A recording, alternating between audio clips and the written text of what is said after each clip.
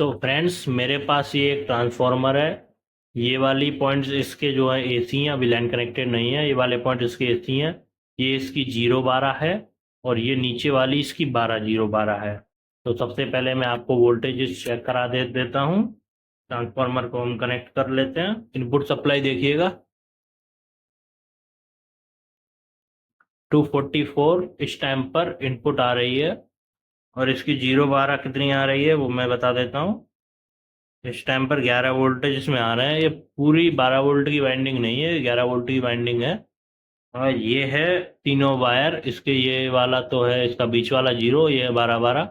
तो इसके इस वाले पॉइंट से यहाँ पर 14 वोल्टेज आ रहे हैं और इस वाले से यहाँ पर 14 वोल्टेज आ रहे हैं और यहाँ पर 28 वोल्टेज आ रहे हैं। तो ये 12 0 12 नहीं, 14 0 14 है।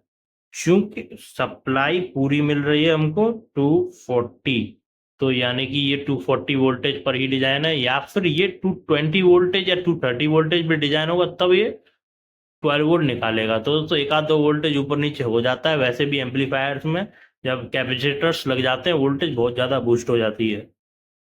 तो फ्रेंड्स मैं इसमें ब्रिज रेक्टिफायर लगा के तो नहीं दिखाने वाला हूँ, क्योंकि ब्रिज रेक्टिफायर की बहुत सारी वीडियोस मिल जाएंगी। ब्रिज रेक्टिफायर में ऐसा कुछ है भी नहीं है, वो सिंपलेस्ट है।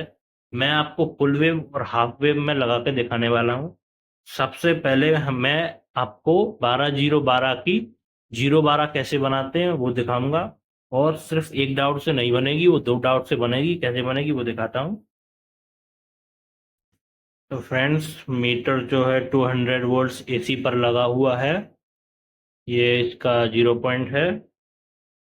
यहाँ पर जो है वोल्टेज है 13.2 और यहाँ पर भी जो है वोल्टेज है 13.2। चलिए अब हम इसको डीसी में कर लेते हैं। तो ये हो गया 0 पॉइंट। यहाँ पर चेक करेंगे तो दोस्तों 13 के आधे 6.80 रह गए, जो कि मैं कह रहा था आधी वेव ही करेगा, आधी वेव ही रेक्टिफाई करेगा।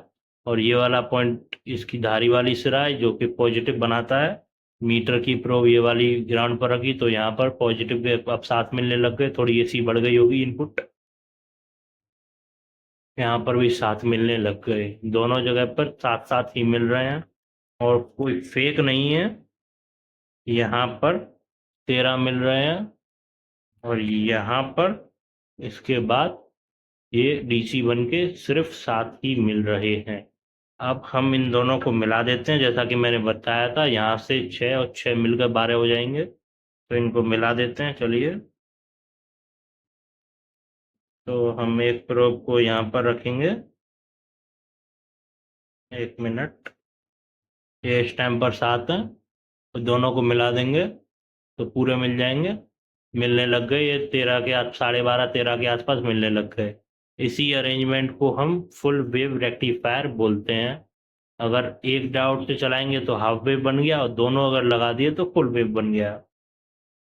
और ये इसकी दोनों वाइंडिंगों की पावर निकल के आ गई 0 वोल्टेज, मत सॉरी ये क्या बोल गया मैं। दोनों वाइंडिंगों की पावर निकल के आ गई 12 वोल्ट के रूप में। अब कुछ लोग ये ज्ञान देते हैं एक को उल्टा लगा दो एक को सीधा लगा दो, तो मैं वो भी बता देता हूँ। तो हमने इस वाले डायोड को उल्टा कर लिया है। तो अब मैं चेक करा देता हूँ। इस वाले ये पॉइंट 0 हो गया।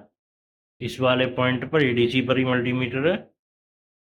माइनस के इस पॉइंट पर, सॉरी मीटर की प्रोब उल्टी हो गई है। हाँ, इस पॉइंट पर तो प्लस के ही मिलेंगे, कोई इस डाउट से हमने छेड़खानी नहीं की है। और इस वाले पॉइंट पर हमको माइनस के वोल्टेज मिलने लग जाएंगे। देखिए माइनस के वोल्टेज मिलने लग गए हैं।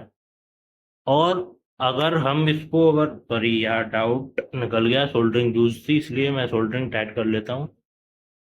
हाँ, तो एक डाउट पॉजिटिव है एक डाउट नेगेटिव की तरफ से। अगर हम इन दोनों को मिला देंगे, क्योंकि यहाँ पर प्लस वोल्टेज है यहाँ पर नेगेटिव वोल्टेज है, तो देखिएगा शॉर्ट हो जाएगा। शॉर्ट हो रहा है ना। अगर हम ऐसे करके लगा देंगे तो शॉर्ट हो जाएगा।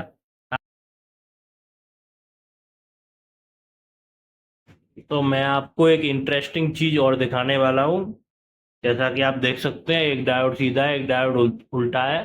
चूंकि ये 12 12 वोल्टेज की इसमें दो वाइंडिंग हैं, तो यहाँ से इस पॉइंट पर प्लस के 6 वोल्ट और इस पॉइंट पर माइनस के 6 वोल्ट है, तो दोनों मिलकर 12 वोल्टेज बन जाएंगे। देख सकते हैं इस पॉइंट पर हमको 12 से थोड़े ज्यादा वोल्टेज मिल रहे हैं, तो हम 12 0 12 से 0 12 भी बना सकते हैं, क्योंकि मैंने उल्टा लगाया हुआ है। इस पॉइंट पर पॉजिटिव मिलेगा, इस पॉइंट पर नेगेटिव, तो ये यहाँ पर 12 से ज्यादा मिलने लग गए हैं। आप ऐसे बना तो सकते हो, क्योंकि ये 12 0 12 है, इसमें 12 12 की डबल बाइंडिंग है। ये जो 0 12 होता है उसके साथ काम नहीं करेगा, वो मैं आपको यहाँ आगे आपको बता दूंगा। 0 12 के साथ काम नहीं करेगा, इसमें वोल्टेज धीरे धीरे घटते बढ़ते रहेंगे, क्योंकि इसमें हमने ग्राउंड पॉइंट का यूज नहीं किया है। आप इस तरह फुल वेव रेक्टिफायर से बिना इसकी जी सेंटर टेप यानी ग्राउंड वाली वायर के डीसी बना तो सकते हो, पर ये सेफ नहीं है। सेफ वही वाला तरीका है कि इन एक डायोड दोनों डायोडों को मतलब एक डायरेक्शन में लगा के मिला देना। अब इनको मिलाएंगे तो इसमें वोल्टेज है, शॉर्ट सर्किट हो जाएगा। शॉर्ट सर्किट हो रहा है, सीरीज में लगा हुआ है इसलिए जोर से नहीं हो रहा है। थर्ड मार गया, ये भी एक तरीका है। तो चलिए अब हम चलते हैं, ये 12 0 12 तो कंप्लीट हो गई, 0 12 की ओर। तो पहले मैं आपको इसकी एसी चेक करा देता हूँ। इसकी एसी आ रही है 9.5 वोल्टेज। और जैसा कि मैंने बताया था, कुछ लोग बताते हैं सिर्फ एक डायोड लगा के एसी को डीसी में पूरी तरह से कन्वर्ट कर लेते हैं और उसके ऊपर एक कैपेसिटर लगा देते हैं, जिससे पूरी की पूरी 12 वोल्टेज वो बता देते हैं, लेकिन ऐसा सच नहीं है।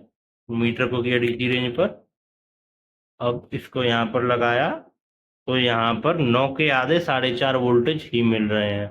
अब मैं आपको कैपेसिटर लगाकर भी चेक करा देता हूँ। तो भैया अभी वोल्टेज कितने आ रहे थे, 4.5 वोल्ट। मैंने इसमें एक 25 वोल्ट 470 माइक्रोफेरेड का कैपेसिटर लगा दिया है। अब वोल्टेज देखना भैया, यहाँ पर फोकस कीजिए। वोल्टेज पहुंच गए भैया 14.25। अब हम इस पे लोड भी डालकर देख लेते हैं, ये लोड है, ये चलता है या नहीं चलता। देख सकते हैं आप, लोड भी चल रहा है, पर मैं आपको लोड चलते हुए वोल्टेज चेक कराना चाहता हूँ। इसके लिए मैं एक जुगाड़ बना लेता हूँ। तो मैंने इस बल्ब को मीटर की लीडों के साथ कनेक्ट कर लिया है, अब देखना।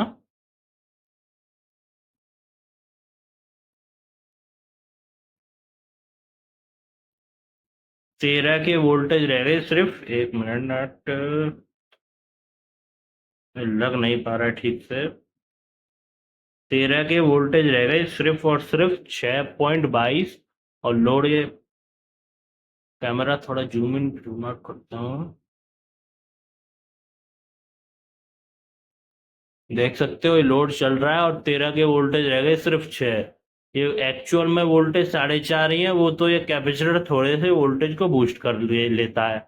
अब मैं आपको दिखाता हूँ दो डायोड लगाकर, जब दो डायोड लगाकर क्या होता है।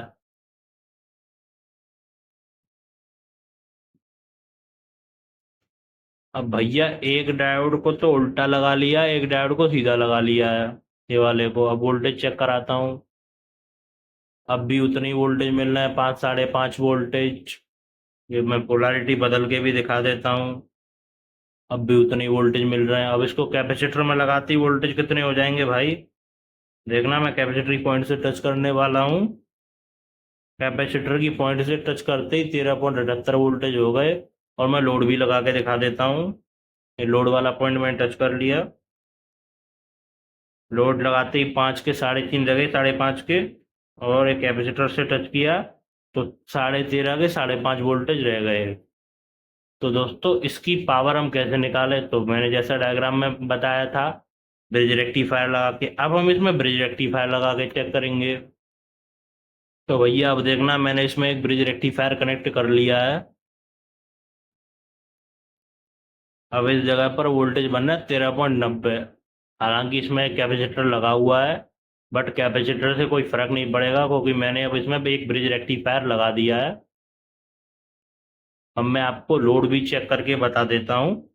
इसमें इस टाइम पर 14 के आसपास वोल्टेज बन चुके हैं, लोड भी चेक करा देता हूँ। तो भैया अब चेक कीजिएगा, मैंने इसमें लगा लिया, इसका वायर ब्रेक हो गया था। मैं सब कुछ नहीं दिखा सकता क्योंकि वीडियो बहुत लंबी हो जाएगी। तो भैया ये चल रहा है, और अब की बार 14 के 6 नहीं हुए, अब की बार 14 वोल्टेज की 10.67 वोल्टेज हुए हैं।